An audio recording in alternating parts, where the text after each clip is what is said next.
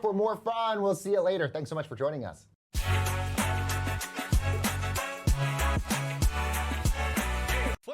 Contest season is back, and so is the Las Vegas Football Contest Show, Season 2, the sharpest football contest show in the land. Focusing on all three Circus Sports contests and the Westgate Superbook Super Contest, we handicap the games and release our contest picks every week of the season. Featuring Super Contest champions Brady Cannon, James Salinas, and former NFL player Mike Pritchard, all team will have you prepared this season like none other. Check us out every weekend right here on SportsGrid.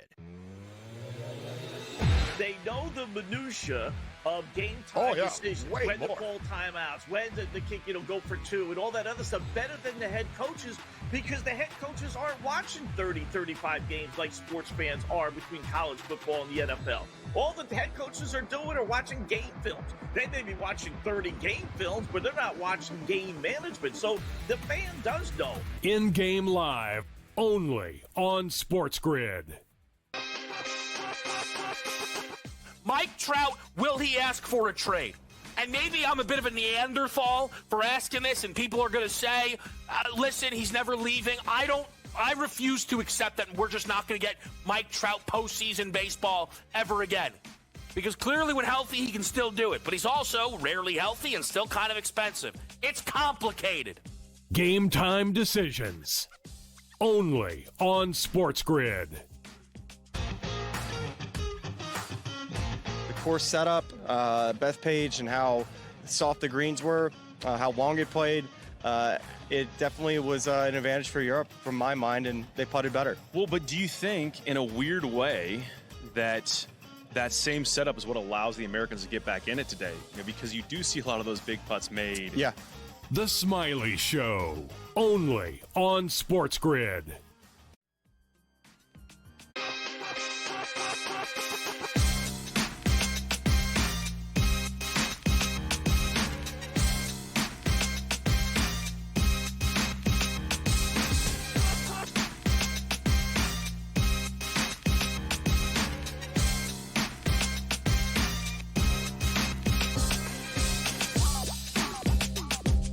Let's go, let's go, let's go. Making it happen here with you on SportsGrid. It's Game Time Decisions. Kevin Walsh with you live from the decisions desk on a Thursday night.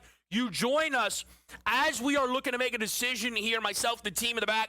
You'll get best bets, touchdowns on a Thursday here. We've got a lot of action to follow.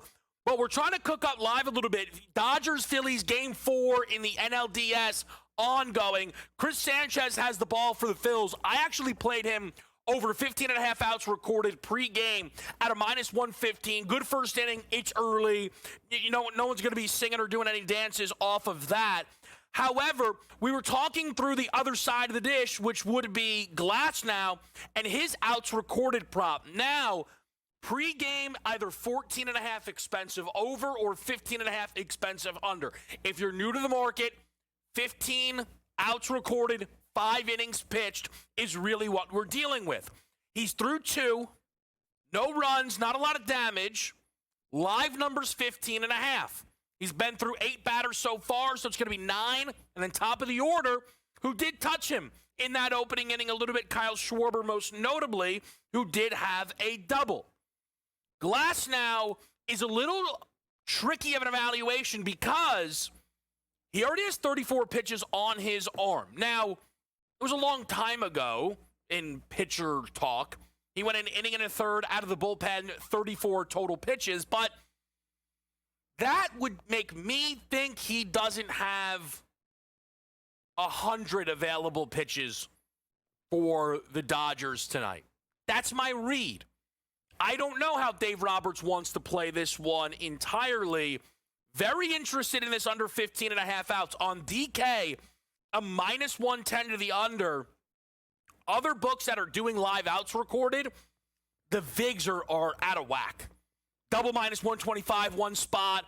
Another's a -110 over and a -130 over. So you're getting juiced out of it, even if you almost like a side. I guess if you like the over, you're kind of fine on the one book there. Nice play in the field there. Who was that? Max Kepler, I think, that just caught that ball. That's nice. Glasnow, I guess the question is, are we a now or never situation with this bet?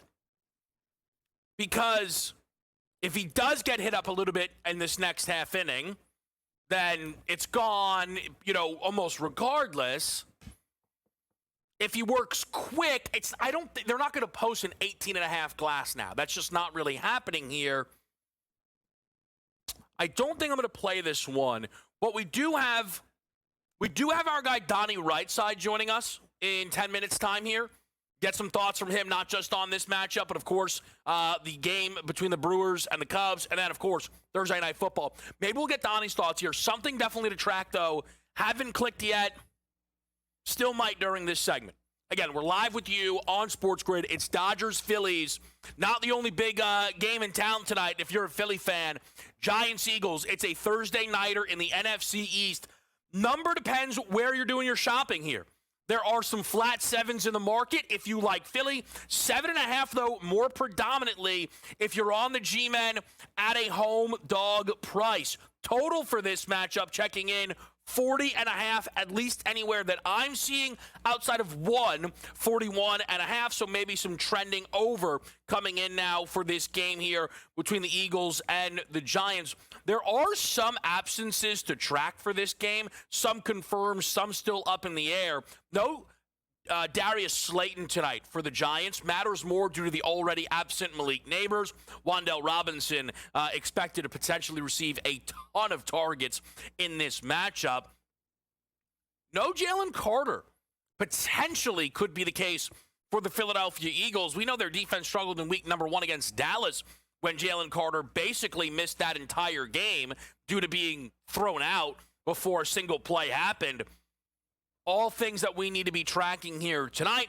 The Philadelphia Eagles enter this one with all eyes on the offense. Philly, a defending Super Bowl champion, just lost their first game of the season to the Denver Broncos, and it's one of the truest losses the Eagles have suffered in a while, and that's not me covering for this team. It's just kind of calling it what it is. Philly lost last year for the final time in a game against the Commanders where Jalen Hurts left in the opening quarter with an injury. The time prior to that was on the road against Tampa. Give the Bucs credit. It was week 4 of the season. It also had the Eagles missing A.J. Brown and Devonta Smith and Lane Johnson, and I think maybe even also Mekhi Becton. I mean, it was a bandaged-up group that made that trip down to Tampa Bay. The Eagles had not lost a game that Hurts and A.J. Brown had finished since 2023 until Denver pulled off an 18 unanswered run comeback at the link to snag that game 21-17. How does Philadelphia answer? How does the offense answer? How do you attack the props market? Is it a Saquon night against his former team? Saquon Barkley has not looked like an offensive player of the year caliber player at all this season. Saquon's best game rushing efficiency-wise was actually last week against Denver.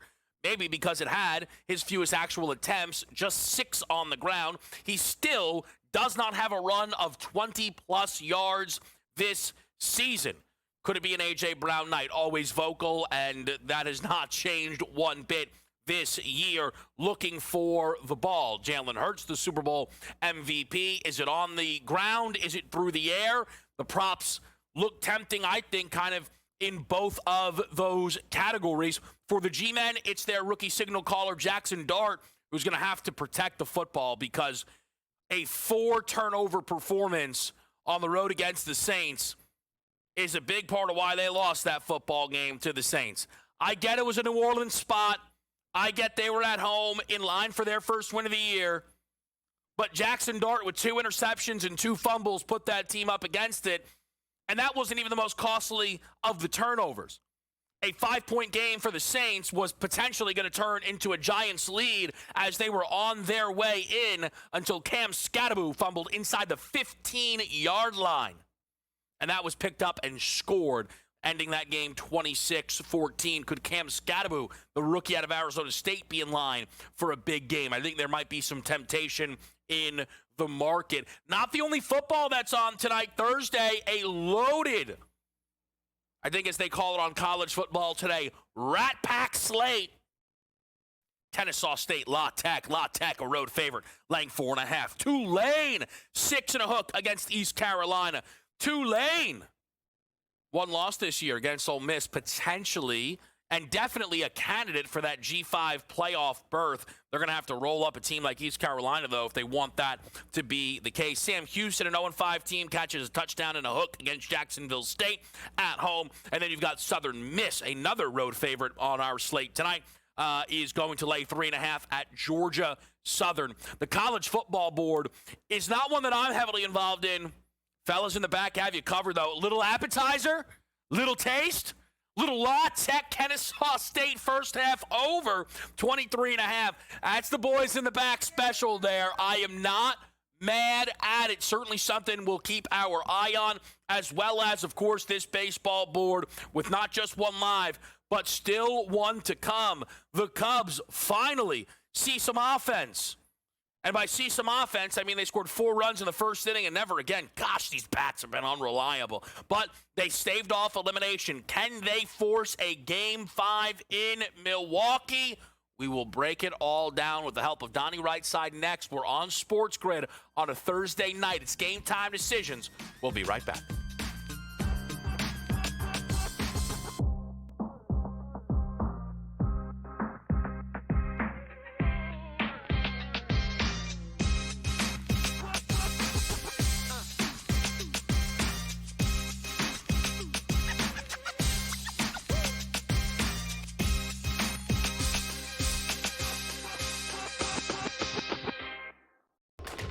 Enter into the magical world of McLuck.com, where even the smallest of spins can win real cash prizes. Adventure into over 1,000 of the best Vegas-style slot games. So what are you waiting for? Unlock your free welcome offer today. Join the fun where winners play and players win. Keep this on me for now, right now. Uh-oh. I was the one telling the people out here, the Notre Dame Fighting Irish, if they lost the first 2 football games of the season, would still be in the hunt to make a college football playoff.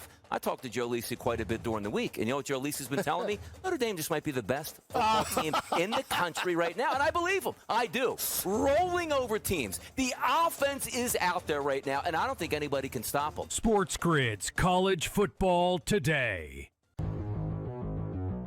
I can tell you right now, Jamar Chase is getting moved on a lot of teams. And I understand why. I mean, you don't have Joe Burrow coming back this year. It's just not happening. And then Jake Browning has been less than impressive. There's no doubt about that. So Jamar Chase is still an extraordinary talent, and I think buying him low is interesting. Why? Because if you do look, the schedule does get a little bit easier. The defense is still bad. Jake Browning has been productive. Fantasy Sports Today, only on SportsGrid.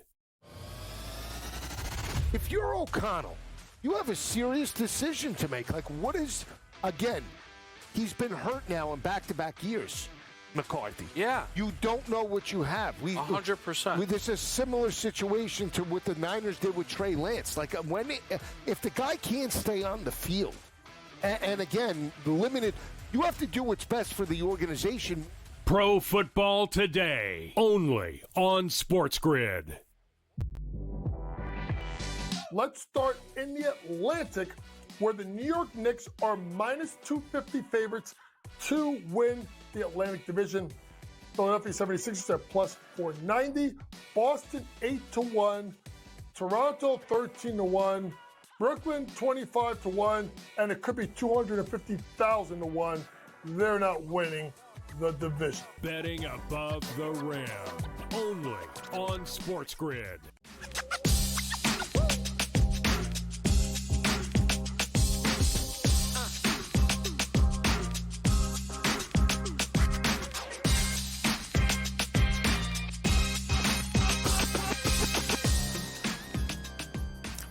News is official out of Philadelphia. Jalen Carter, their star defensive tackle, inactive tonight for the Philadelphia Eagles, matched up on the road with the New York Giants. This is a big injury to break down and could impact our next guest potential card for this one. It's none other than Donnie Rightside, host of the Early Line right here on SportsGrid Monday through Friday, DRS.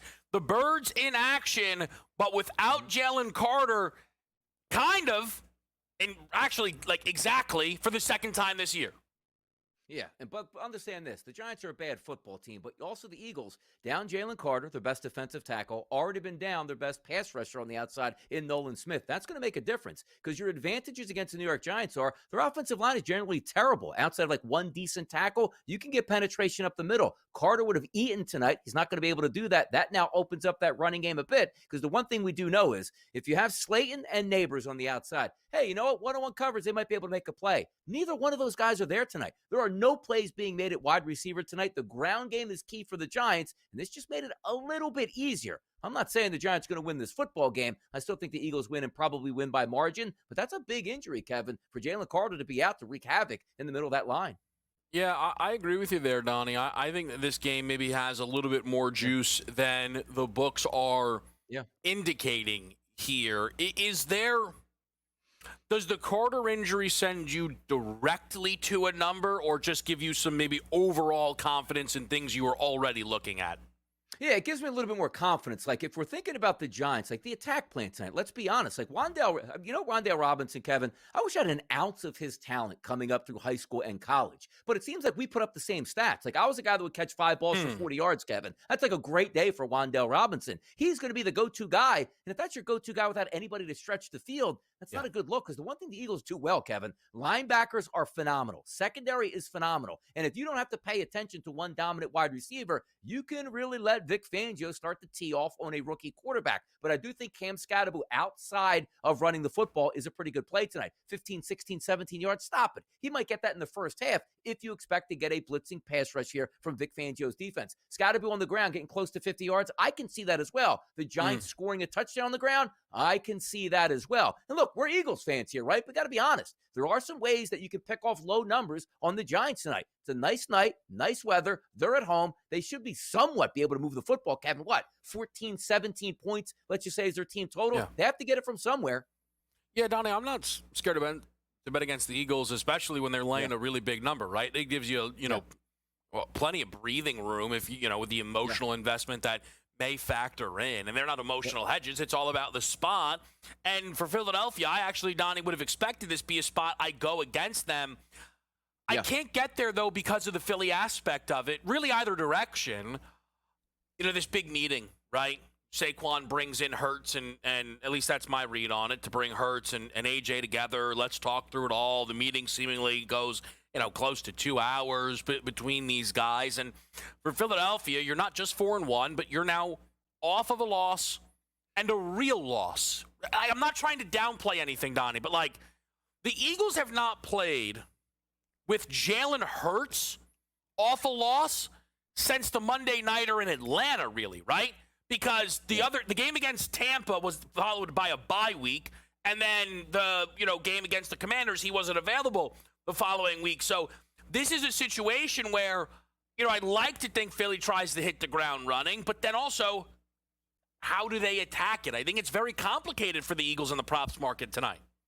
No, it is, but this is the perfect tonic. Like a team you can't say the Eagles are struggling. Like they were like a play or two away from not getting called last week to be unbeaten heading into the Giants game. The Giants are a bad football team. Bad coach, bad quarterback, average running back, bad offensive line, bad wide receivers, bad secondary. Bad all over the place. That's why their record is what it is. But also understand this. The Philadelphia Eagles played home last week. The Giants were on the road. So negligible travel, maybe a travel advantage for the Philadelphia Eagles coming in. If there's one game you're supposed to get your offense untracked, and I don't mean drop 40 points, Kevin, but the running game gets some rhythm. Jalen Hurts gets some rhythm in this game. A.J. Brown's not going to be traveling side to side with Patrick Surtain. He's going up against Cordell Flott. Stop it. Both of those wide receivers should eat. Dallas Goedert should be wide open over the middle. If Jalen Hurts just gets time back there, they should score and score easily tonight.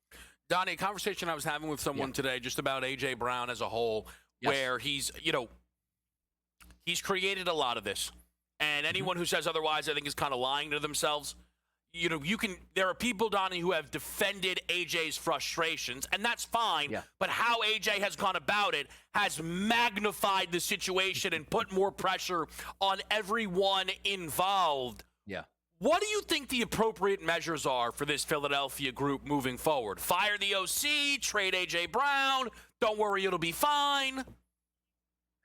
first world problems, right? I don't think you keep everybody together. Here's the issue, and maybe it goes back to Brian Johnson and Nick Sirianni's offense, where you just were stagnant. And you weren't stagnant because you couldn't make plays, but you weren't getting the players drawn up in positions for them to succeed. Like, what's great for A.J. Brown? I'm going to go in motion. Somebody's going to run a cover out for me. Boom! I got routed wide open without even my skill set. You see last week coming into the game, Kevin, like 28 out of 32 in the league at pre-snap motion. That's where you find out exactly what the coverage is, and you scheme your wide receivers open. They just need more of that. A.J. Brown did get slower in the offseason. He can't dominate like he did last year. They're just not in rhythm right now because, as this week Jalen Hurts said, there's a new chef in the kitchen, and we're trying to get used to that new chef. That's basically saying, hey, Patullo's the chef here. We're just trying to learn what to do and see how we can actually use this to our advantage. Hopefully it comes sooner than later, but usually you just don't turn it on. Like, we're not game 1 or game 2, Kevin. We're already, quarter of the way, let's just say, through the season. Something has to change, but I'll give it tonight. It looks good tonight. All worries. You have the mini bye week going into the next week after that. You have a soft schedule coming up. This is the time you're supposed to eat. The Giants are a team that you are supposed to beat, win, and score points against, and they should do that tonight.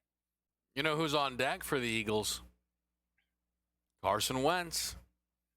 It's Carson Wentz on deck. Oh my. I mean, Minnesota, I think, should play a tribute video for Carson on Philly's behalf, even though, with the game being in Minnesota. Look, man, we're talking with Donnie Rightside here. We're not going to not talk a little Major League Baseball because we've got the Phillies and the Dodgers in action right now. And I know Donnie's got a strong take on what you're seeing and how long you're going to see it for. And then a breakdown of Brewers-Cubs tonight. Is there any juice and opportunity in game number 4 at Wrigley Field? We will find out after the break, live with you on SportsGrid.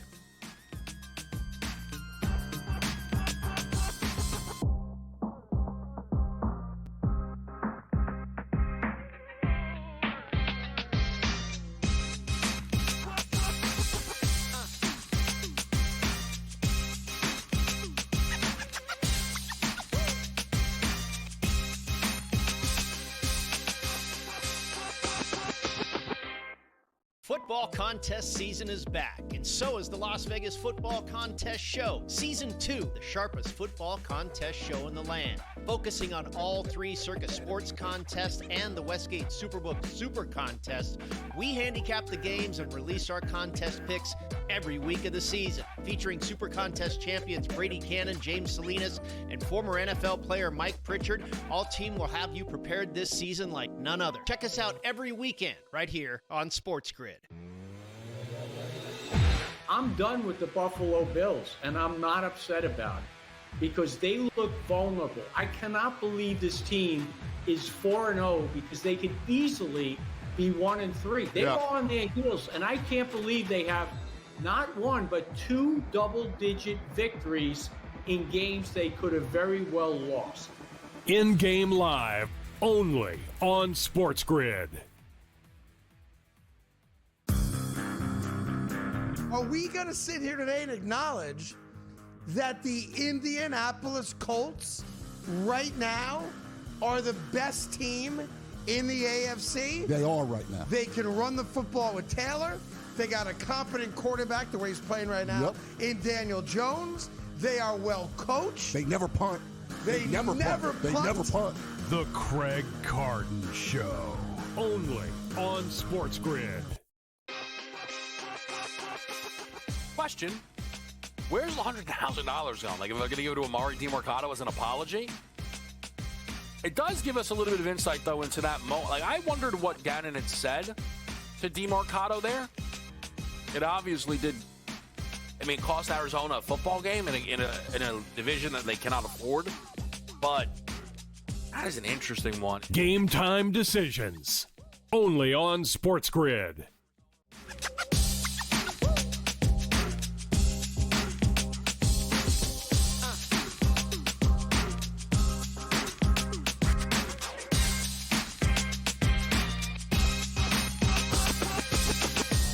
Game time decisions with you on this Thursday night. We are joined by Donnie Rightside. Catch him on the early line Monday through Friday right here on SportsGrid with Joe Ranieri. Donnie, we're live right now at Dodger Stadium through 3. Scoreless baseball, each team with just a hit. Ohtani reached an error. His batting average is down to a 160. Where are you at here heading into this game and as we've now finished up 3 innings of work? Yeah, like last night coming in as a Philadelphia Phillies fan, like it wasn't looking good. They're minus 180 price. Yamamoto's on the mound. It's almost like I didn't want to watch. Tommy Edman solo home run. All right, let me go to bed. But I stayed up a little bit at least to watch that, 3 runs come in with that Schwarber home run that left the entire stadium. That was the tough one last night, Kevin. That was the pressure on the Philadelphia Phillies where they had to win. They got that game. Sanchez on the mound tonight, as I like to call him, Christopher Sanchez, going up against, Glass now. I think the Phillies have the advantage. The game's already underway. We're headed to the 4th inning at this point. And the runs are going to be tough to come by. But this is the game where now the Dodgers have the pressure on them. Well, Donnie, if they lose this, they still go back to Philadelphia. They don't want to go back to Philadelphia. Nobody wants to extend the game on a 2-game losing streak where the momentum completely changes. It feels like, Kevin, this game is going to come down to a big hit. Well, of course it is. No, like a solo home run for maybe a guy you didn't see in the 6th or 7th inning to give you the 1-0 lead and the momentum gets on your side. And always we talk about, Kevin, the toughest thing to handicap. You want a total? Make sure you watch out for games that are played in the afternoon where the shadows come in. Because if anybody's ever played baseball, understand this. You got guys throwing 98 miles an hour where you need to read if that's a fastball or a breaking ball out of the hand. And when the shadows come in and the ball comes in and out, you can't read the baseball. You're swinging blind. Looking at the game right now, Kevin, the shadows halfway to home plate. Now we're in the danger territory where the batters are at an extreme disadvantage.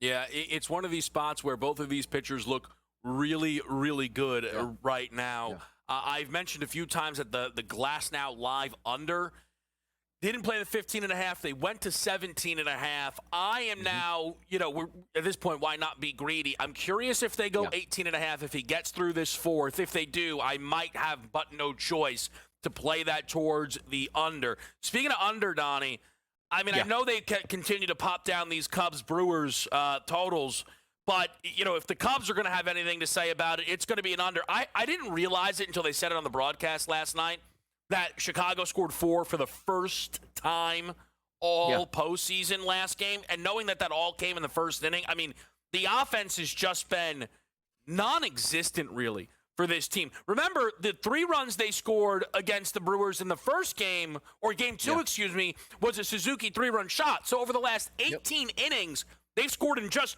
2 of those innings. Where are you at here? Freddie Peralta gets the baseball. Yeah, I think it's a cheap price tonight. Like, I like the Cubs. I think they're a decent ball club. They're at home. Their back is against the wall. I understand it. But who are you trusting more? Like, I understand. Like, Chicago has a very good bullpen. But sooner than later, you're just going to say, well, we got to get something out of our starter. And the Peralta's on the mound. That's the guy you like for the Brewers. That's the guy you trust. Boyd, left-handed pitcher. You'll be able to stack up all those right-handed bats. I don't think that bodes too well for them. And also take a look at the price point. It's cheap at a minus 120. Understand this yesterday. It looked like the Cubs were really going to run away with that game 4-1. But then you say to yourself, like, hey, you know what? 4 runs in the 1st inning, nothing the rest of the way, and you pick up the victory. I don't think that's going to happen tonight. I like the Brewers tonight as a slight favorite to knock off the Cubs and finish that series. I was asked today by Craig Mish, going on with them today on Newswire. Donnie, what surprised you about the Major League Baseball playoffs right now? The Brewers. I think the Brewers are the best team in baseball. I didn't think about that for the entire season. I watched them, Kevin. The perfect mix of the pros and the Joes, right? 1 or 2 superstars. Everybody else fits around them. I love this Brewers team. I do. And you talk about the Phillies being so much talent there. Dodgers, so much talent. The Brewers are the better team. I believe that. So, Donna, just listen, it's interesting. I feel like we're getting no sweats as often as we used to from some of these books here. But would you say there's enough on the Brewers? I think you're getting, 5-1 some spots, maybe a plus 525 out there. Enough to play a little Milwaukee to win a World Series. Why not? Yes. Why not? Because the toughest competition for them, I think, is going to come from the National League. So if they get to the championship, it's like, hey, we already climbed that mountain, like the old NFC East teams in the 1990s. Win the NFC East, you automatically win the Super Bowl. That's what it feels like to be in the National League. Just get to the World Series, and if it is them, they're built for it, man. That was the best record in baseball all year long, and playing great baseball now. Close out the Cubs tonight, get on with your business in the NLCS. It's funny you say that, but, our guy Sam in the back has been talking about the NL just winning the World Series for a while now.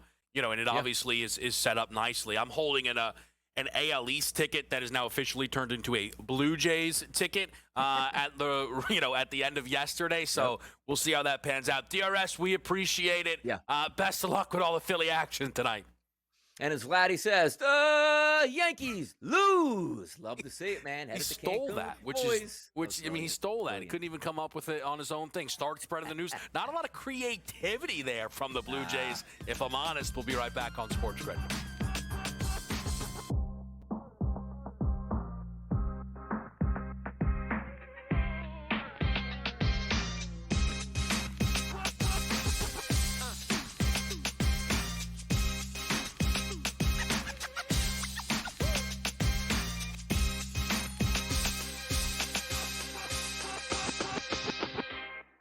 Football contest season is back, and so is the Las Vegas Football Contest Show. Season 2, the sharpest football contest show in the land. Focusing on all 3 Circus Sports contests and the Westgate Superbook Super Contest, we handicap the games and release our contest picks every week of the season. Featuring Super Contest champions Brady Cannon, James Salinas, and former NFL player Mike Pritchard, all team will have you prepared this season like none other. Check us out every weekend right here on SportsGrid. I'm done with the Buffalo Bills, and I'm not upset about it because they look vulnerable. I cannot believe this team is 4-0 because they could easily be 1-3. They were on their heels, and I can't believe they have not one but 2 double-digit victories in games they could have very well lost. In-game live, only on SportsGrid. Are we going to sit here today and acknowledge that the Indianapolis Colts right now are the best team in the AFC? They are right now. They can run the football with Taylor. They got a competent quarterback, the way he's playing right now, in Daniel Jones. They are well coached. They never punt. They never punt. They never punt. The Craig Carton Show, only on SportsGrid. Question, where's the $100,000 going? Like, if I'm going to give it to Amari DiMercato as an apology? It does give us a little bit of insight, though, into that moment. Like, I wondered what Gannon had said to DiMercato there. It obviously did, cost Arizona a football game in a division that they cannot afford. But that is an interesting one. Game time decisions, only on SportsGrid.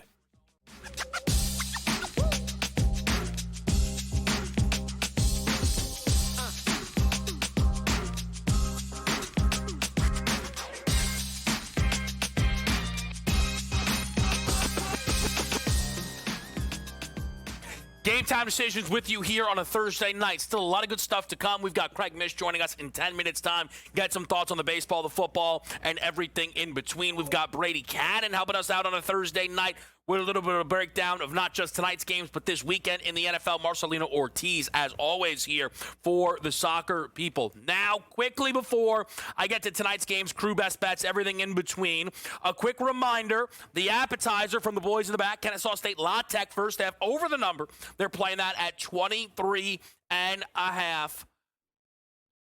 Glass now, 4 innings, 1 hit, 2 walks, 4 Ks. Most importantly, 53 pitches. I feel like we could see an 18.5 outs recorded. I am hoping we are seeing an 18.5 outs recorded. So we're seeing, no, we're not. Why? That is frustrating. That's what I wanted. We're not going to get it. Yeah, so they basically just think he goes 6. You can get plus money now on him to not go a full 6.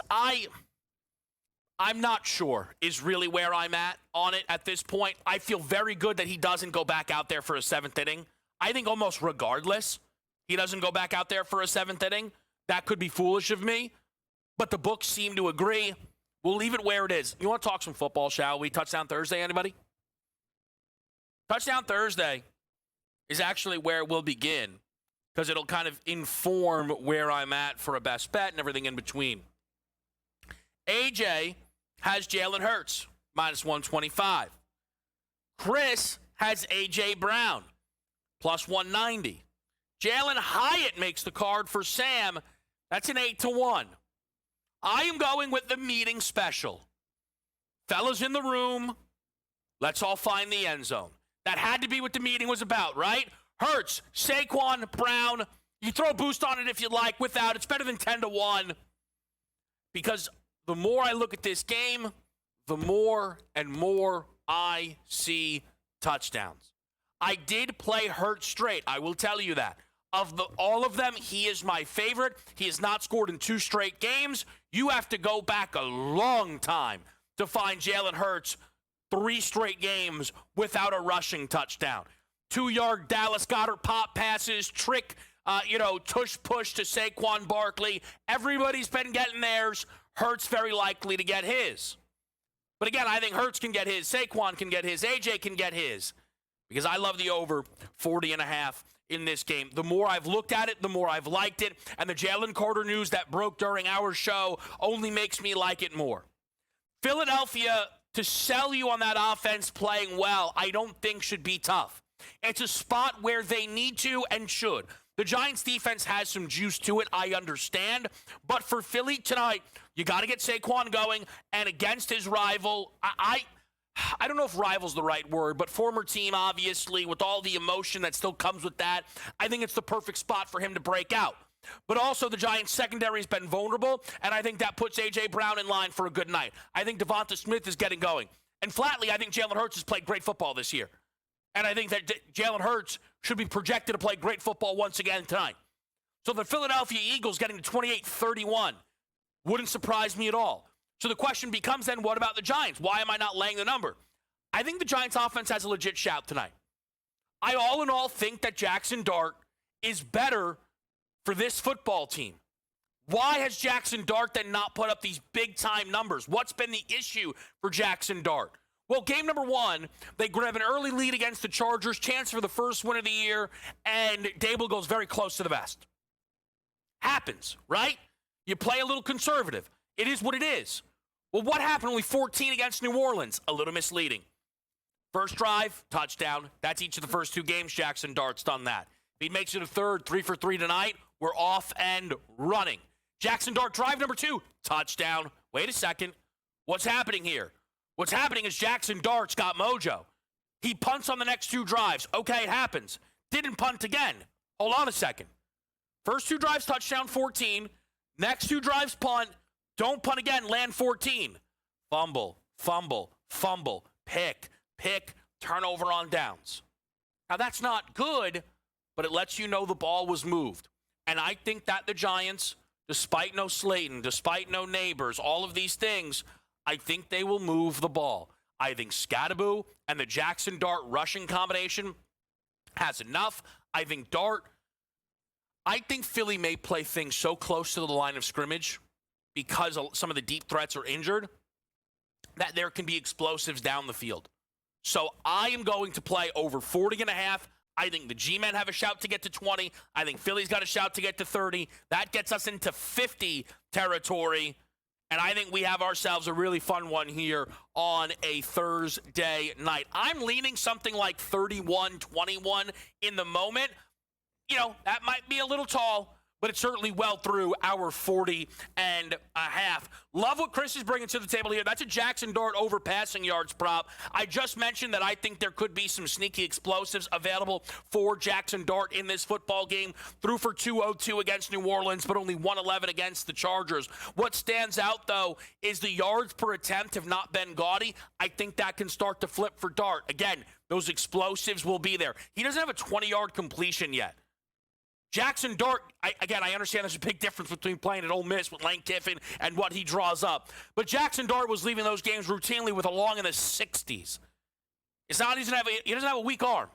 There's going to be some juice out there tonight for Jackson Dart. AJ stays in the props market. That's a Cody Bellinger. That's a Danny Bellinger. Over 1.5 catches. Nice little zag here. Right? All the absences around that receiving room. Theo Johnson's been breaking out for the G-men. But if Bellinger can get 2 catches, then why not? Gets a plus price on it.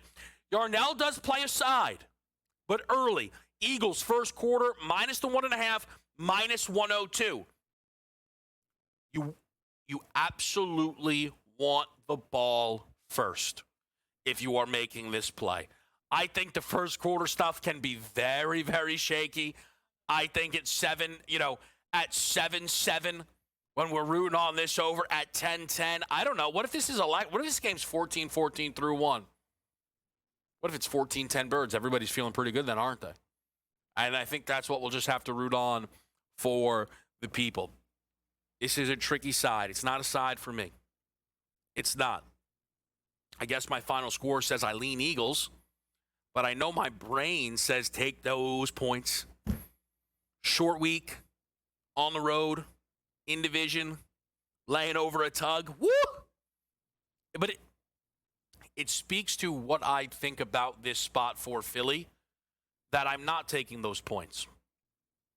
I think that this Eagles offense is under a spotlight, and I expect it to be one of the more complete games they've played. I think it projects to be one of the smartest games they've played, because I don't think that that's been the case so far for them throughout 4 quarters a lot this year. But again, I think the G-men, I think they've got some life. I really do. And if you're the Giants, and you're trying to salvage this, I mean, at minimum, it's a gotta hang spot. It's a got after this at Denver, at Philly again, Niners, Bears, Packers, Lions. Oh my! You got to get in the mix here.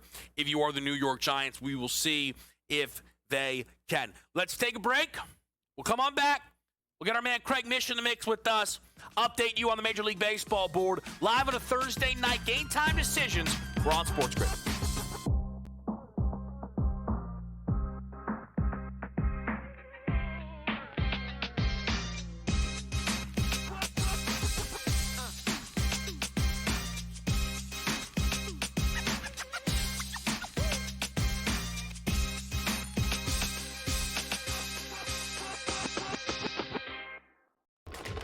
Enter into the magical world of McLuck.com, where even the smallest of spins can win real cash prizes.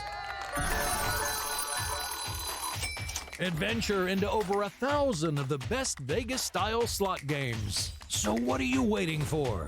Unlock your free welcome offer today. Join the fun where winners play and players win.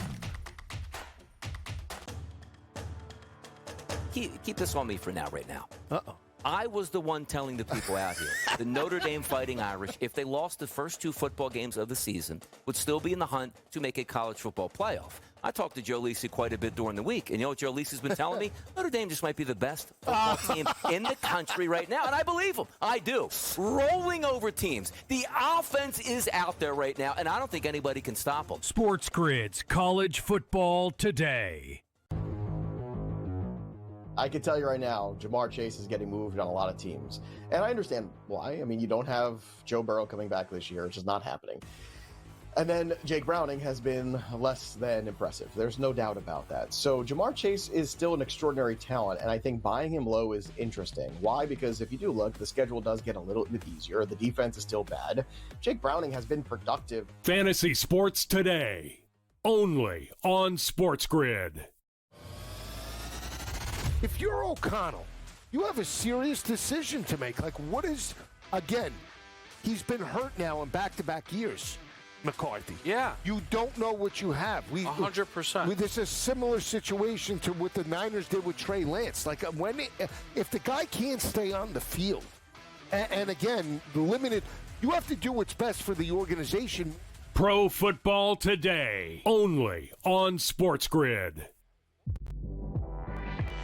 Let's start in the Atlantic, where the New York Knicks are minus 250 favorites to win the Atlantic Division. Philadelphia 76ers are plus 490. Boston 8-1. Toronto 13-1. Brooklyn 25-1. And it could be 250,000-1. They're not winning the division. Betting above the rim, only on SportsGrid.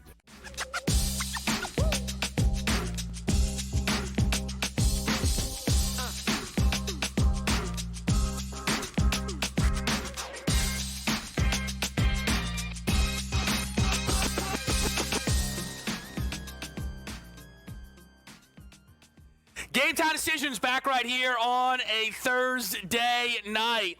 There was some big news in the NBA today. LeBron has sciatica. We will not be getting into that, though, right now. We bring Craig Mission, host of Newswire, right here, Monday through Friday on SportsGrid. Craig, great to see you. Busy sports night. So this is a true story. I'll tell my 30-second to a minute story on it. I was working for the Miami Heat radio network at the time that LeBron James was going to make his first decision. And I was in the studio. We didn't know if he was signing with the Heat at the time. Keep in mind, it could have been the Knicks, the Lakers, whatever. But we were all positioned just in case he did. And he ended up signing with the Heat. He said, I'm going to take my talents to South Beach, whatever.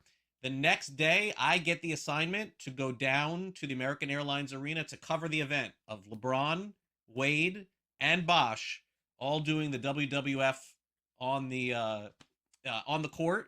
It was a completely sold-out event. They sent me and Cliff Floyd, my buddy Cliff Floyd. Yeah. The two of us broadcast from that event.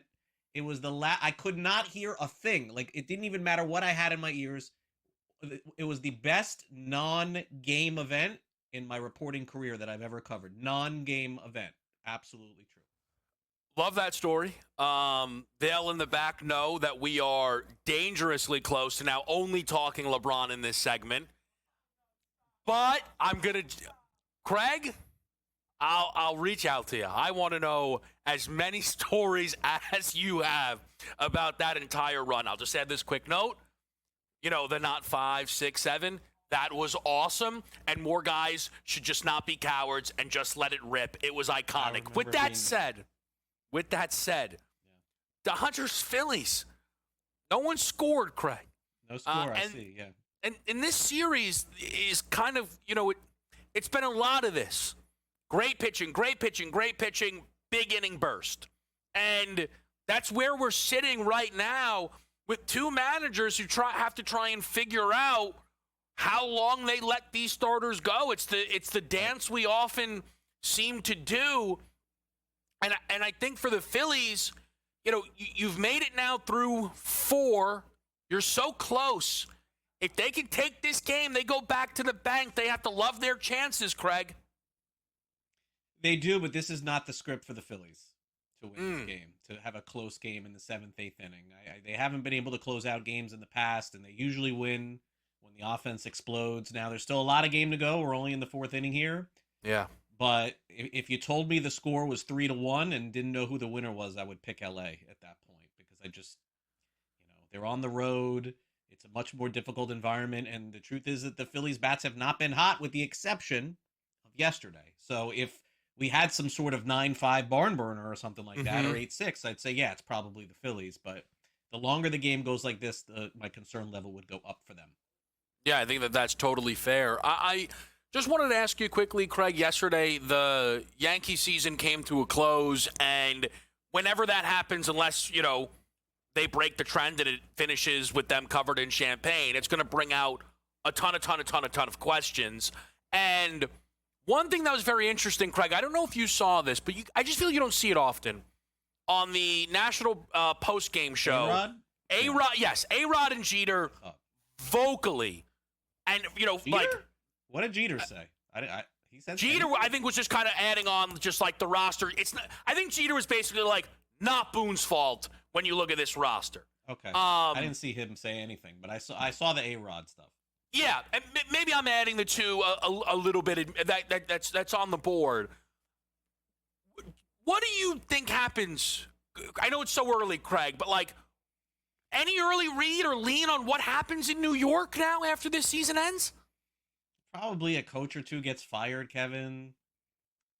You know, they shuffle around the roster a little bit. They make one big signing, and then they go back to work again. I don't see anything all that significant happening. I thought A-Rod's comments were fair. I mean, I wasn't so much, you know, about the left-handed catchers. Like, to me, I don't know that really matters as much as he made it out to be. But the roster is definitely flawed, and they go through the biggest peaks and valleys offensively of any team in baseball throughout the season. And look, I saw them up close and personal here in South Florida, Kevin. Yeah. And look, the Marlins had a better year than a lot of people thought, but Kevin, the Marlins swept the Yankees here, you know? And that was part of a series in a couple weeks where the Yankees couldn't win a game. And so unless they're red hot like they were last September and October, this is what's going to happen to the Yankees every year. It's just too much to bank on everybody getting hot or everybody getting cold. You pretty much know Judge is going to be Judge, and he was very good in the postseason. But, Stanton has had peaks and valleys throughout his career, too. It's just so hit or miss with that team. They need to get some guys that put the ball in play, less strikeouts. They just don't seem willing to do that because the analytics don't speak to it. Yeah, I think it's going to be really fascinating because when the dust settles on the season, all of a sudden you look at the lineup and you're like, oh, you thought you were going to win with this. Where, like Trent Grisham running into a 30-plus home run regular season. Leading off. That's what I'm right. And it's like, oh, Trent Grisham was bad. Then I'm not being rude to Trent Grisham, but it's like, well, Trent Grisham's not supposed to be that important to a team's success. I think, you know what I mean? Like behind closed doors, I bet Trent would agree with that. Craig, we only have you for a little bit of time. I'll just get before we let you go. I can stay if you need me to stay for a little. I think we have we're doing soccer next. Yeah. So, but let me just quickly with the Eagles game tonight. So much chatter around a defending champion, and it happens, right? It happens, but how do you think, if at all, that impacts tonight's game against the Giants? Okay. Here's my theory on tonight's game. I'll give it to you short and sweet. Yeah. You don't bet the game to start. You watch the game unfold. Jackson Dart is not running anywhere else except right up the middle. This is what he's doing. He's not going left. He's not going right. Last week against the Saints, it worked early. Then they had a linebacker spying him. He got squat for the second half of that game. If you see the Eagles spying Dart up the middle, they have no shot, and they probably get shut out tonight. If they're going to let him run up the middle and get 8 to 10 yards at a clip like he did the first week that he played and then the first half of last week against the Saints, they have a shot. I think the Saints watched the film and made the adjustment. I don't think the Eagles are going to let him do that tonight. Awesome breakdown. Craig, always great to talk to you. We will be right back after the break. We're live on SportsGrid.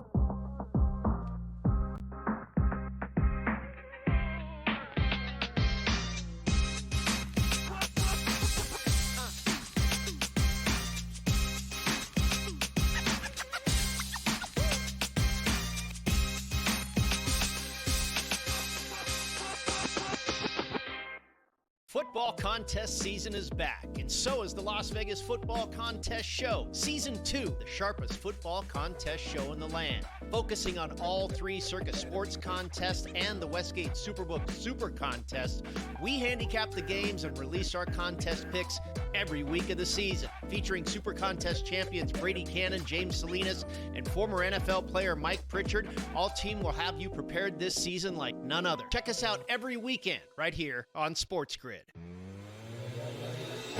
I'm done with the Buffalo Bills, and I'm not upset about it because they look vulnerable. I cannot believe this team is 4-0 because they could easily be 1-3. They go on their heels, and I can't believe they have not 1 but 2 double-digit victories in games they could have very well lost.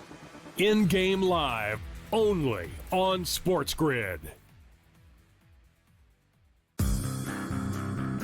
Are we going to sit here today and acknowledge that the Indianapolis Colts right now are the best team in the AFC? They are right now. They can run the football with Taylor.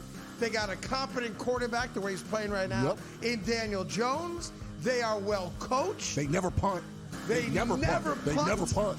The Craig Carton Show, only on SportsGrid. Question, where's the $100,000 going? Like, am I going to give it to Amari DiMercato as an apology? It does give us a little bit of insight, though, into that moment. Like, I wondered what Gannon had said to DiMercato there. It obviously did, cost Arizona a football game in a division that they cannot afford. But that is an interesting one. Game time decisions, only on SportsGrid.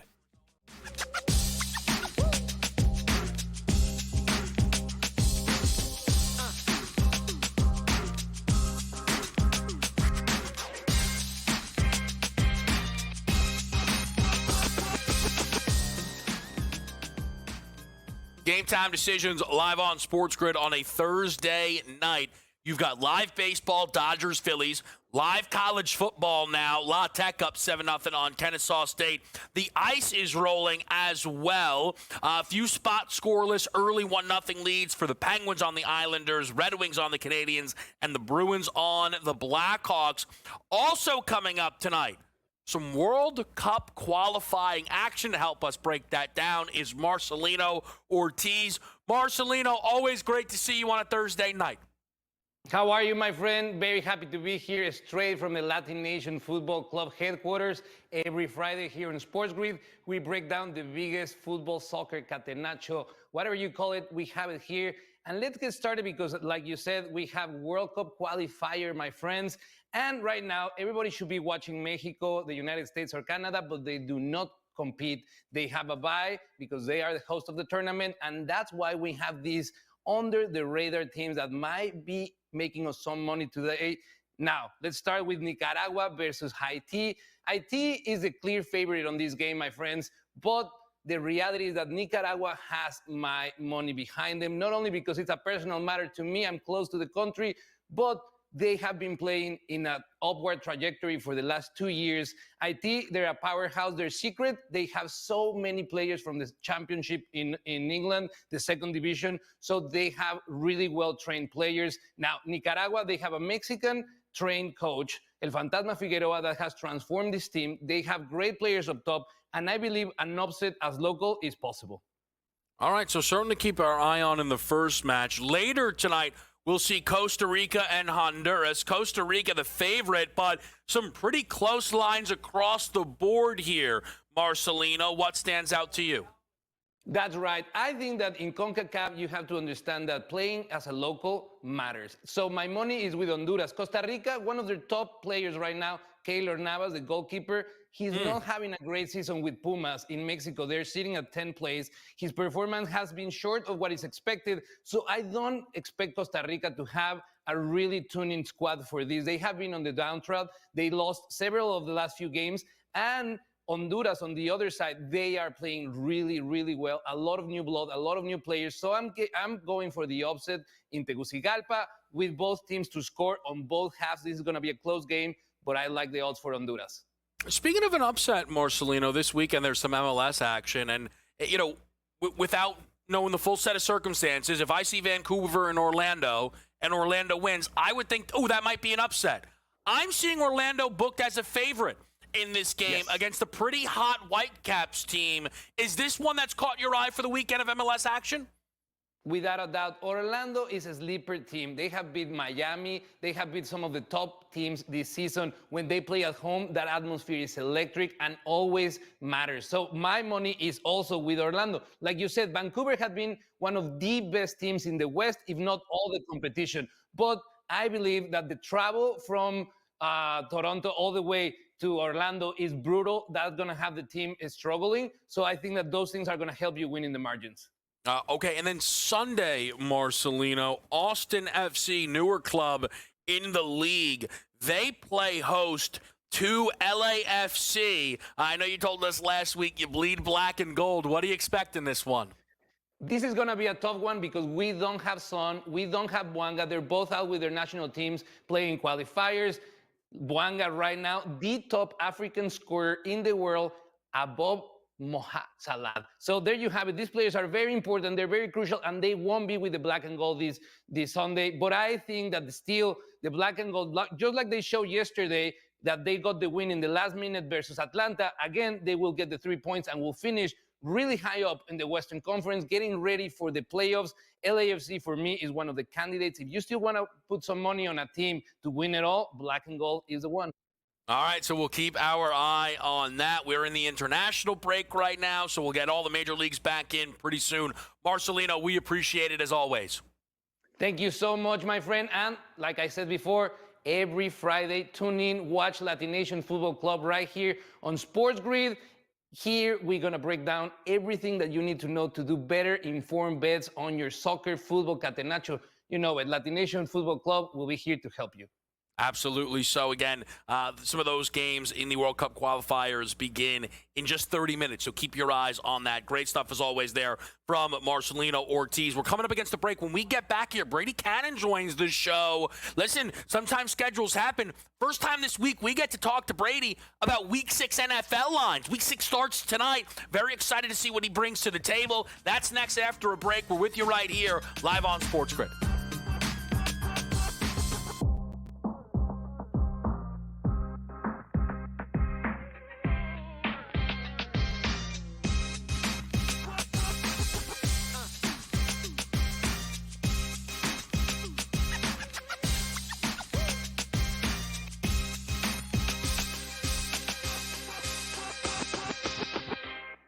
Football contest season is back, and so is the Las Vegas Football Contest Show. Season 2, the sharpest football contest show in the land. Focusing on all three Circa Sports contests and the Westgate Superbook Super Contest, we handicap the games and release our contest picks every week of the season. Featuring Super Contest champions Brady Cannon, James Salinas, and former NFL player Mike Pritchard, all team will have you prepared this season like none other. Check us out every weekend right here on SportsGrid.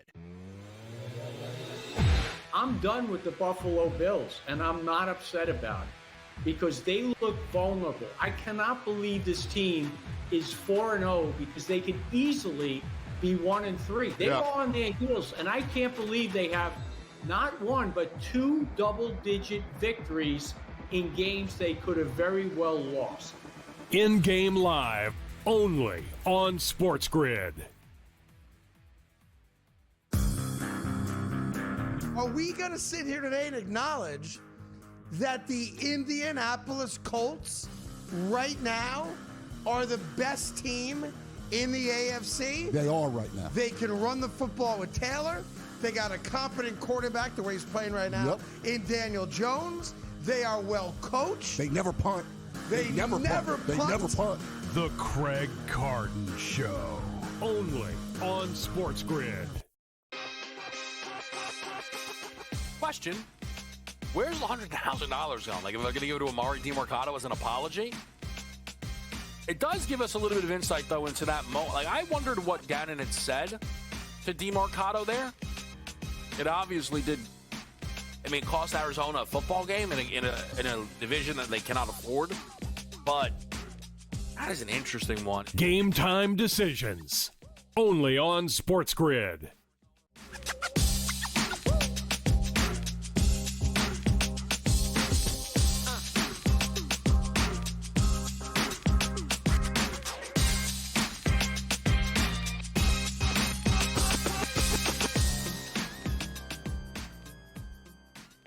Game time decisions, Thursday night. Update on the baseball board quickly. Not much to update. It's still scoreless. There's 3 total hits in this game, which is certainly something. Live total 3.5. Dodgers slight favorite, -122 on the money line. We got a lot to follow here for the baseball board. We have a lot of NFL to talk. You know what that means? Brady Cannon's here with us on a Thursday night. Brady, great to see you. Week 6 begins tonight. Yes, it does. In the NFC East, out your way at the Meadowlands, the New York Giants off of a loss, trying to right the ship there, and Philadelphia off of a very big win at Tampa Bay. You know, we were looking at that, Philadelphia off a loss as well to the Denver Broncos. So 2 teams smarting a little bit from week 5. I'm a little surprised at the number, Kevin. I made it 6.5. I think a hook on top of a 7 is a little aggressive. I think this Giants team is better than that. Philly just, they're still kind of stuck in second gear at times. Saquon really hasn't, he's not as explosive as he was last year. Hasn't had the explosive plays anyway. And this Jackson Dart kid is, he adds a different element where he can run, he can use his legs. The Giants are a problem. And even that front 7, which is so good, I don't know what it is, but it made sense. I wasn't surprised by New Orleans winning last week, but I think this Giants team is better than what we saw last week. Yeah, I want to give people some updated numbers here just for this game because typically, in the lead up, a lot of things are stagnant, but you've had, I think, some movement throughout the week of our book's going to go to the full 7.5 or flat 7. There is, as I'm seeing right now, only one remaining flat 7, and it's at a minus 120. At least, from what I can see. I know some others have far more expansive odds boards, I'll say that, but really strong 7.5s in this market. The total 40.5 up to 41.5 in others. So to Brady's point here, the 7.5 has been the primary number. And Brady, you know this. Especially at a number like this, I'll go against the Eagles no problem.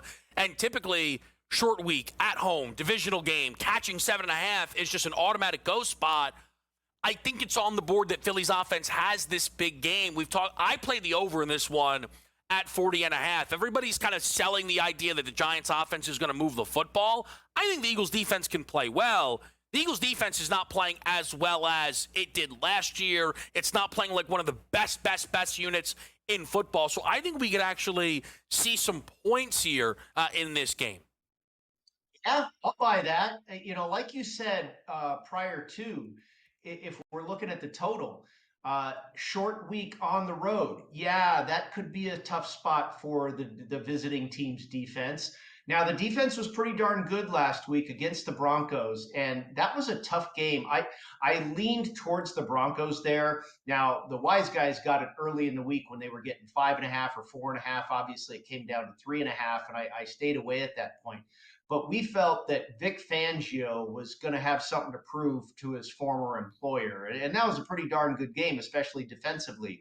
But yeah, I can side with you there. I think New York will show up off of a loss. Like I said, I think they're a little bit better than what we saw last week. Philadelphia has some flaws. Yes, the defense is still good. You're exactly right. Not as dominant as it was last year. Totals are not my area of expertise, but it seems a little low, Kevin, at 41 or so. Yeah, let's talk some more sides then, Brady, because we've got another spot this week where a team is catching 7.5 at home. And it's just as everyone expected. The Super Bowl preseason favorites, the Baltimore Ravens, against the Rams. I am sure you had to shift Ravens numbers quite a bit after the Texans rolled them up this week. Were you surprised at how much the book shifted this number? I am. I am very surprised. And I know the Rams are good, and they're coming off of a loss, and they've got extra rest. But this line over the summertime, I was just looking at it here. This line over the summertime was Ravens minus 5.5. So you're telling me it's a 12 to 13 point swing? Now, personally, I think Lamar Jackson's probably worth about 6 points to the point spread. And we know he is not the end of the list for injuries for the Baltimore Ravens. This team is really beaten up. Matabukwe, I think that's one of the big pieces on defense. Kyle Hamilton, obviously, he's a fantastic player, and missing him is a big deal. So, you add all those other injuries up together. Is that worth another 6 or 7 points? It seems like a lot to me, Kevin. And also, people are going to react to what they saw last week. Are the Ravens really that bad? I don't think so. I expected them to beat the Texans. When everybody was, the sky is falling, Lamar, yada, yada. That obviously didn't happen. I don't think the Texans are that good either, what we saw last week in that, just stomping of the Ravens. So, yeah, I definitely wouldn't be laying the 7.5. Have I taken it yet? No. I need to dive into more of these injury reports and everything, but I would certainly be on the take at first glance. Yeah, similarly, Brady, it was a really interesting roller coaster personally, I felt, for that Ravens-Texans line, because I think that when those injuries were starting to mount, it's one of those, I understand, Ravens can step up, but it's this is so much. And Houston needed the win so badly. And as it got closer and closer, I ended up playing Houston. And I think for me, what that's made a little bit easier. So, Brady, listen, Brady's a pro. He's been doing this a long time. If he loses on a team one week, he's not going to be scared to go back to him the next week. But it really allows me to go, I'll go Ravens this week. I'll got it right last week. I'll wrap around this week because with Hamilton and Stanley potentially coming back, the books are 7 points, 5 points taller than they were the week prior. It's just this huge shift due to the blowout. They could be right, but it is objectively the books sprinting to cover themselves because of what happened last week. There's just no other way to see that one, Brady. I think you're spot on, my friend. And, that is kind of the NFL. What happens when a team gets blown out one week, and it doesn't matter who it is, the Ravens or whoever, there's a perception in the market. The books are protecting themselves. There is a feeling out there in football circles that the Ravens are so decimated by injury that they're awful, yada, yada, yada. And so it shifts the market. I think in this case, to your point, it shifted too much. I made the Rams a 4-point favorite. Okay, so versus the summertime line, my line basically shifted 9 points. And again, I said Lamar's probably worth 6. I think the rest of the folks, maybe that's a 3.5 point swing. But to move 12 or 13 points, I don't think it's justified. And I think that's part of good NFL handicapping and good NFL betting is realizing, being able to identify an under or an over shift in the market. And I think it's an over shift here because of what we saw last week. It's a week-to-week league. And you know it, Kevin. Recreational bettors, amateur bettors, you can't become a prisoner of what happened last week. Every week is brand new. 100%. What we're going to do is we're going to take a break. All right, when we get back, Brady's going to stick around with us. We'll continue to set you up for tonight's action. Don't worry about that. But some key quarterback spots as the season grows longer, unfortunately, or fortunately, if we can be opportunistic, these are going to appear more and more. Joe Flacco makes a debut for Cincinnati. Kyler edging towards not playing here. Fascinating decision for the books in that one.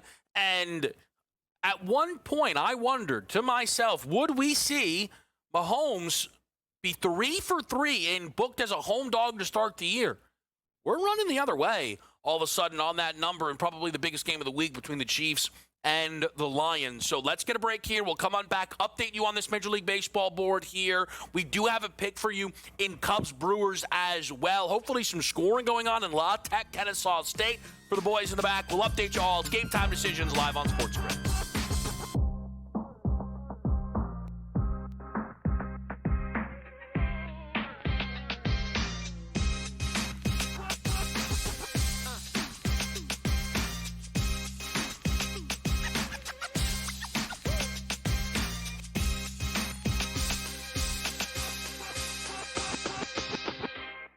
Football contest season is back, and so is the Las Vegas Football Contest Show. Season 2, the sharpest football contest show in the land. Focusing on all 3 Circus Sports contests and the Westgate Superbook Super Contest, we handicap the games and release our contest picks every week of the season. Featuring Super Contest champions Brady Cannon, James Salinas, and former NFL player Mike Pritchard, all team will have you prepared this season like none other. Check us out every weekend right here on SportsGrid.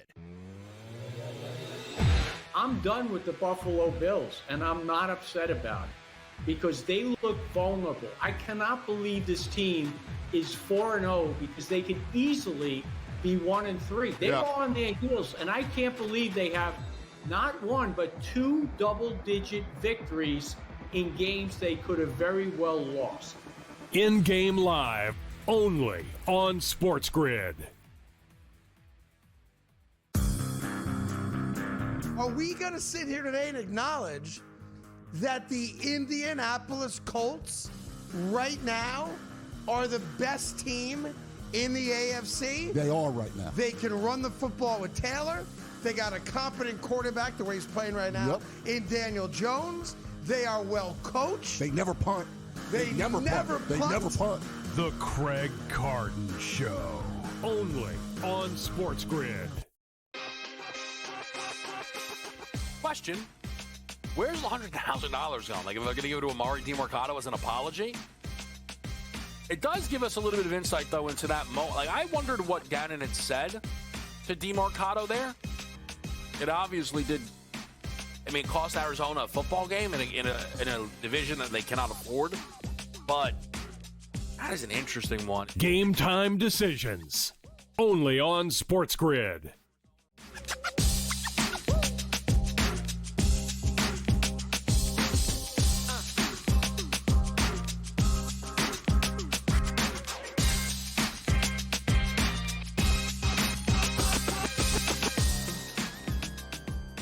Game time decisions with you right here on SportsGrid. Quickly, Dodgers, Phillies, okay? Sanchez had 16.5 as his outs recorded prop almost everywhere. There was a 15.5 in the market. He's through that, but he is also right now sitting on just 68 pitches. It would take a blow-up of blow-ups for him to not finish this half inning. Credit to Tyler Glass now, though, who's gone 6 strong. 83 pitches. They may send him back out there. I don't know if the score will determine that. I don't know if they've spoke about that already, but didn't play the live Glass no wonders we talked about, and that was the only good thing about it because he just continued to blow through those numbers. Give him some credit. We're waiting, of course, for the beginning of Eagles and Giants. That game will be on In-Game Live tonight. They will have you covered. We'll do best bets, touchdowns, and everything before we get out of here. But we are joined by Brady Cannon, and we're talking through some of the options on a Thursday. So, Brady, I want to go to a game that really has now kind of snuck up on me, if you will. I don't know if you saw the same, opening numbers. I know sometimes different odds, different places may be. But Colts-Cardinals was one that I thought could start around Indy minus 6.5 or so. Right, where they just been dominant. Cardinals vomited all over themselves against the Titans. And the books were a little shorter than that, though not by much. But then all of a sudden the Kyler Murray injury comes into play. Looks like he's trending towards not playing, and we're only sitting at -7. I am a little surprised that this isn't. Now, I guess it's maybe 7.5 everywhere. Maybe some would say, what's the difference? 7.5, 8.5 here. But I would think Kyler is much better than Brissett. I don't know. This is, again, like I said, it's almost snuck up on me a little bit, Brady. What are you doing with this Kyler question now in Arizona? Well, I have to tell you, I did not know. I was not aware of the Murray question mark. I didn't understand his status was in question. I do understand it now that you're bringing it to my attention because he looked a bit hobbled last week in that god-awful performance that killed myself and thousands of others in Survivor contests around the country. But I made the number 7, again, not knowing that Kyler was a question mark. I think this, that game last week, yes, Arizona blew it.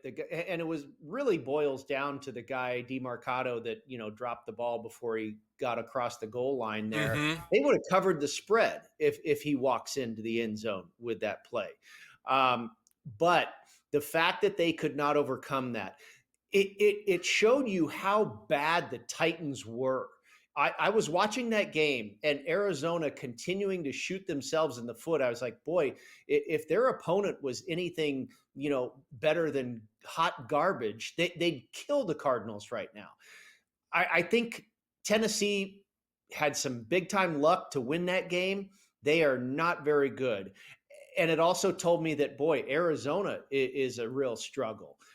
So I made the Colts 7-point favorites. Now, again, we're dealing with a blowout last week by Indianapolis. That could be tainting the market a little bit. People, running to the window, falling in love with the Colts. But I had high hopes for this Cardinals team. I thought I bet over their season win total.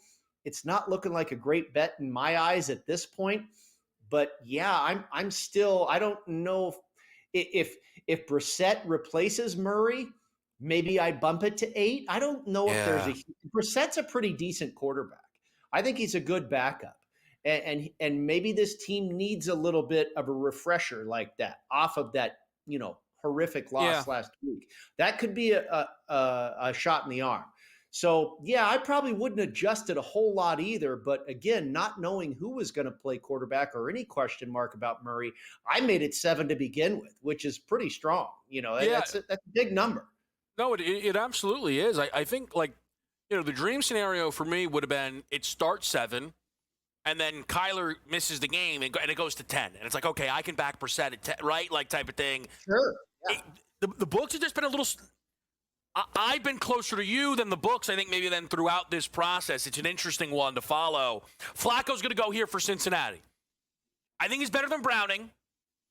I would not swear on anything he's better than Browning. It's also, this showed up in the building yesterday, starting Sunday situation. A lot of the 14.5s are disappearing, Brady, down to flat 14. How much of it all have you adjusted this number throughout the week? Well, I think I was probably wrong here. I made it 10. That's probably not enough. I don't really have I'm not ready to back Joe Flacco. Can I just tell you something quickly, Brady, though? Because that makes me happy.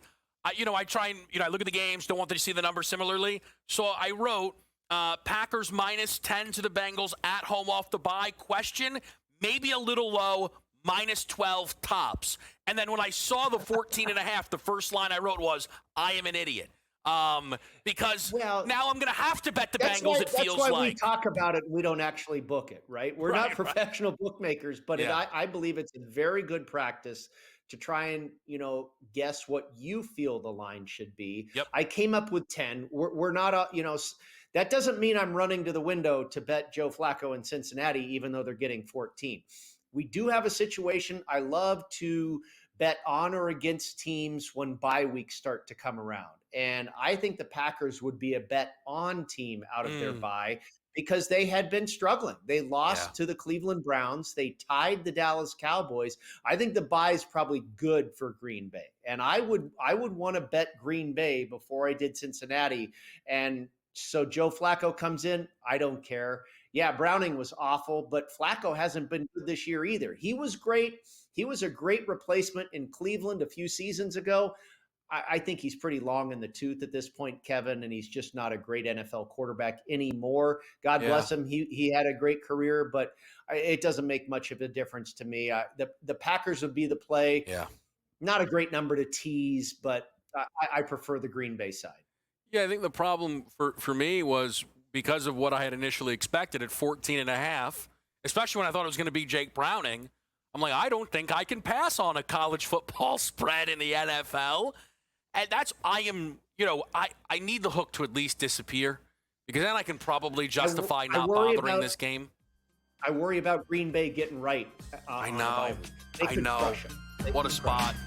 Brady, always great to check in. We'll get you best bets on the way out.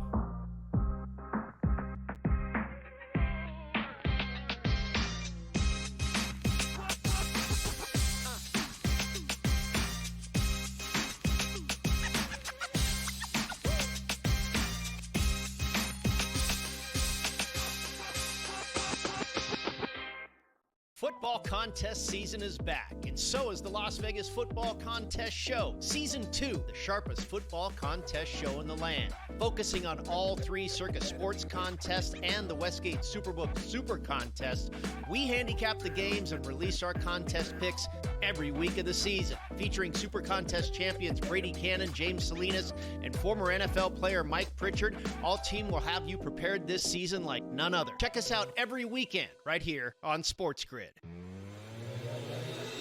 I'm done with the Buffalo Bills, and I'm not upset about it because they look vulnerable. I cannot believe this team is 4-0 because they could easily be 1-3. They go on their heels, and I can't believe they have not one but two double-digit victories in games they could have very well lost. In-game live, only on SportsGrid. Are we going to sit here today and acknowledge that the Indianapolis Colts right now are the best team in the AFC? They are right now. They can run the football with Taylor. They got a competent quarterback the way he's playing right now in Daniel Jones. They are well coached. They never punt. They never punt. They never punt. The Craig Carton Show, only on SportsGrid. Question, where's the $100,000 gone? Like, am I going to give it to Amari DiMercato as an apology? It does give us a little bit of insight, though, into that moment. Like, I wondered what Gannon had said to DiMercato there. It obviously did I mean, it cost Arizona a football game in a division that they cannot afford. But that is an interesting one. Game time decisions. Only on SportsGrid.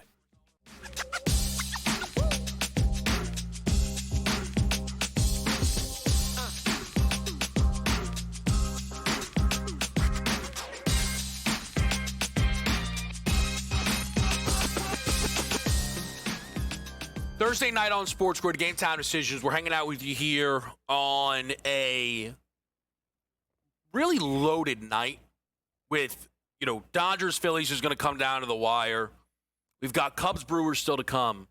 Now, I will say, I've had some, under-the-hat baseball plays, just a little, just eye test should have a shot that I've been rolling with. I think yesterday I mentioned the one I played on air, which was the over team total Phillies strikeouts thrown, 8.5, landed 8. The day before that, it was the total hits in Tigers Mariners, 15.5, landed 15. The day before that, it was Phillies total bases. You guessed it, landed 11.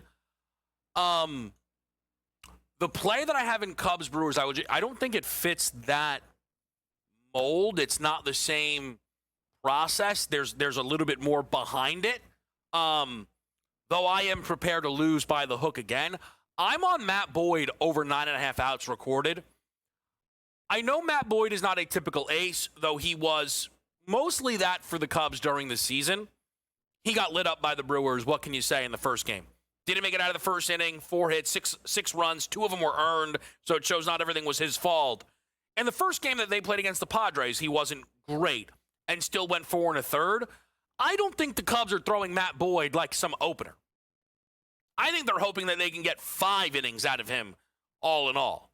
So at 9.5 outs recorded, I think Boyd's worth a shot here tonight in Cubs Brewers. A game I couldn't find much of a edge elsewhere on, but I thought Boyd was worth a shot there on the outs recorded. Just speaking of outs recorded, because we have talked so much about it, and the books kind of saw it coming. Glasnow stopping point was 6. Played through some alts if you played them live, but they were never giving you a clean 18.5 under. And, Sheen's out there, first batter base knock. So Phillies flipped to slight live favorites. Could be some pop in this game. Top 7 right now, still scoreless. Quickly on the college slate, Kennesaw State knocking on the door of the game against La Tech. That's a 7-0 La Tech lead. Tulane up early on East Carolina, 3-0. Sam Houston, Jacksonville State still to come. Sam Houston, a home dog of 7.5. Georgia Southern, a home dog of 3.5 in their matchup with Southern Miss for a little Sun Belt action if you're playing. Ice is live. A family play on Lafreniere to get the first goal of the game of Sabres Rangers came in, which you love to see. That's 1-0 Rags through that first period. 1 apiece for Bruins Blackhawks. Bedard gets his first goal of the season for Chicago. Montreal jumped all over this Detroit Red Wings team. That's 3-1. Similar in Tampa Bay and Ottawa with a 3-1 Lightning lead. Scoreless through the opener in Panthers Flyers. 1 apiece. Evgeny Malkin gets on the score sheet for the Penguins in their matchup with the Isles and the Hurricanes. Carolina jumps on the Devils 1-0 early there. NFL tonight, touchdown style. If you want them, we've got them. AJ plays Jalen Hurts. Chris plays AJ Brown. I said take them both and throw them in with Saquon, the meeting special. That's 1082. Yarnell's going to back Jalen Hyatt 8-1. I'm not mad. I think this game has juice. My best bet tonight is over 40.5. I find this total, it feels a little bit like a Thursday night total. What did we see the finals look like last week? Ooh, Philly scored 17. Ooh, Giants scored 14. No way they moved the football. I think both were misleading. Philly had 17 early into the third quarter. As per, there's not a consistent, clean 60 minutes of football. I think that can change tonight. The Giants only punted twice in that game after 2 opening touchdown drives to start that game. The G-men, if they can avoid the turnovers, will move that football over the 40.5. Sam plays it early. Birds first quarter, minus the 1.5, minus 102. Daniel Bellinger gets the call from AJ over the 1.5 receptions, plus 108. Love this Chris play. Jackson Dart over 177.5 passing yards at minus 112. Fascinated to see what Jackson Dart brings to the table tonight. You could actually argue that if you're holding any Giants Offensive Rookie of the Year tickets, Dart, Scadaboo, need a big one tonight. Primetime, standalone on a Thursday, all of a sudden staring down a 1-5 start. You need to play well here in this spot against the Philadelphia Eagles. We'll see if they are able to do that. Time will tell. Let's have some fun. In-game live has you covered next with Gabe and Scott Wetzel. Kevin Walsh on the decisions desk. We'll see you here for a Friday tomorrow.